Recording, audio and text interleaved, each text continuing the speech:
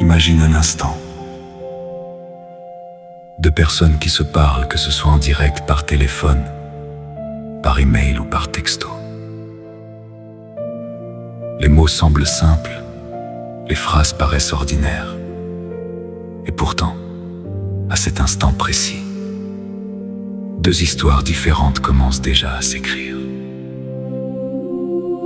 Car les mots ne voyagent jamais seuls, ils traversent nos souvenirs, nos blessures, nos peurs, nos croyances, nos attentes, nos expériences, avant d'arriver jusqu'à notre cœur. Alors, une phrase qui voulait simplement rassurer peut être entendue comme un reproche. Une remarque prononcée avec douceur peut être ressentie comme une critique.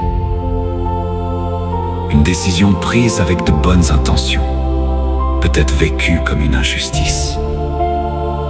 Et parfois, un simple silence devient une preuve de rejet.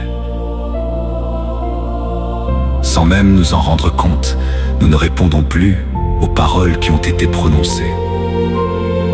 Nous répondons à ce que nous avons imaginé derrière ces paroles.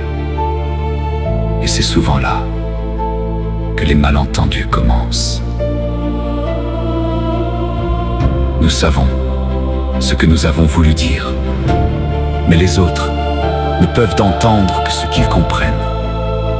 Et parfois, il existe tout un monde entre les deux. Imagine maintenant le chemin parcouru par une simple phrase, car entre ce que je ressens, ce que je pense, ce que je voudrais dire, les mots que je choisis, ce que je dis réellement, et toi, ce que tu entends, ce que ton histoire leur fait dire, ce que tu crois avoir compris et ce que tu ressens finalement. Il existe parfois tant de chemins différents qu'il devient presque étonnant que nous arrivions à nous comprendre. Et pourtant, nous sommes souvent convaincus d'avoir parfaitement compris ce que l'autre voulait dire. Alors, nous imaginons ses intentions, nous leur donnons un sens, puis nous répondons, non plus à ces paroles, mais à cette interprétation. Alors, la souffrance prend la parole. Des phrases accusatrices apparaissent. Tu ne m'as pas compris. Tu ne m'écoutes jamais. Tu décides toujours sans moi. Tu ne tiens jamais compte de ce que je ressens. Et celui qui reçoit ces paroles ne reconnaît même plus ce qu'il avait voulu dire. Car dans son cœur, il croyait simplement avoir aidé, avoir protégé, avoir rendu service, sans jamais imaginer que ses gestes seraient compris autrement. Et parfois, l'autre souffre tout autant, parce qu'il est persuadé qu'on ne l'écoute pas, qu'on le juge, qu'on le rejette, alors que l'autre ignorait totalement qu'il avait provoqué cette souffrance. Personne ne voulait blesser. Et pourtant, les deux souffrent. Chaque interprétation ajoute une pierre. Chaque certitude ajoute une pierre. Chaque accusation ajoute une pierre. Chaque silence ajoute une pierre. Petit à petit, un mur se construit. Là où il n'y avait au départ qu'une simple phrase, mal comprise.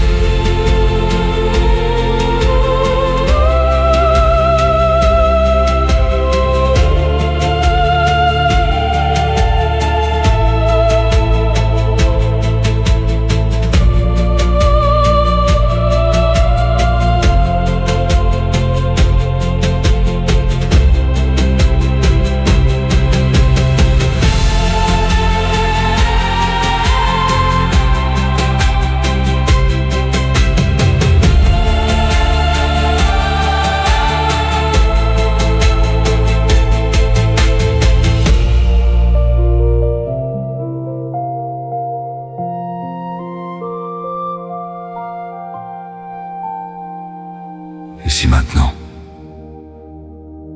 nous regardions cette même histoire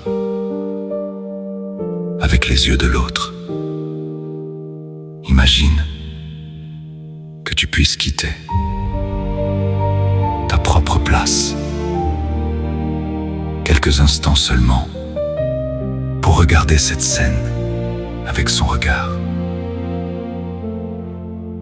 Peut-être entendrais-tu des peurs que tu n'avais jamais perçues, des blessures anciennes qui ne te concernaient même pas, des souvenirs qui donnaient un tout autre sens à tes paroles. Puis, reviens doucement à ta propre place, avec un regard nouveau. Peut-être que toi aussi, sans jamais l'avoir voulu, tu as parfois répondu à ce que tu croyais avoir entendu, plutôt qu'à ce qui avait réellement été dit. Nous le faisons tous parce que nous sommes humains, parce que chacun porte son histoire, ses blessures, ses joies, ses peurs, ses fragilités. Et chacun regarde le monde à travers la fenêtre de sa propre vie.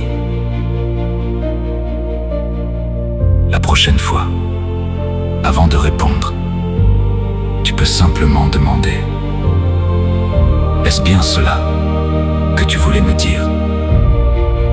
Cette simple question a déjà évité bien des disputes, bien des séparations et bien des regrets. Car demander n'est pas une faiblesse, c'est une preuve d'écoute, une preuve de respect, une preuve d'humilité et souvent une preuve d'amour. Les mots ne sont parfois que la surface. Le véritable message se cache souvent derrière eux, derrière une colère.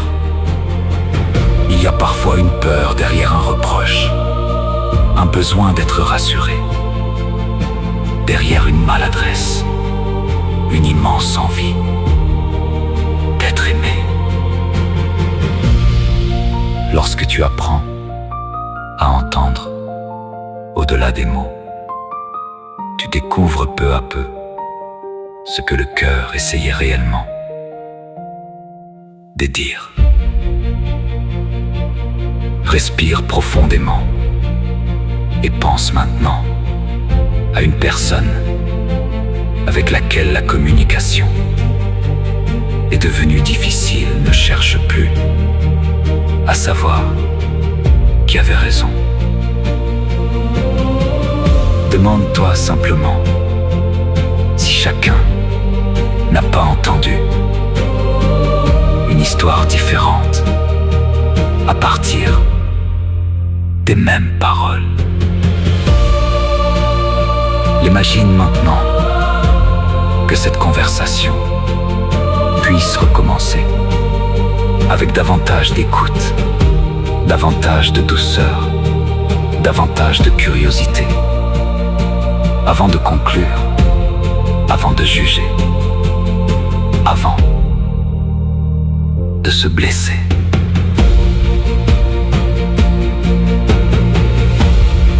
Tu n'es pas responsable de tout ce que les autres comprennent,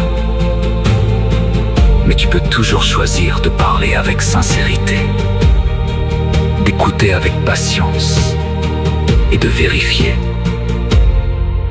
avant d'interpréter. Ce n'est pas l'amour qui manque, l'amitié qui disparaît, ce n'est pas la relation qui est brisée. Ce sont simplement quelques mots qui se sont perdus en chemin. Et aujourd'hui, tu choisis d'entendre au-delà des mots pour retrouver au-delà des interprétations ce qui, depuis toujours, cherchait simplement à être compris.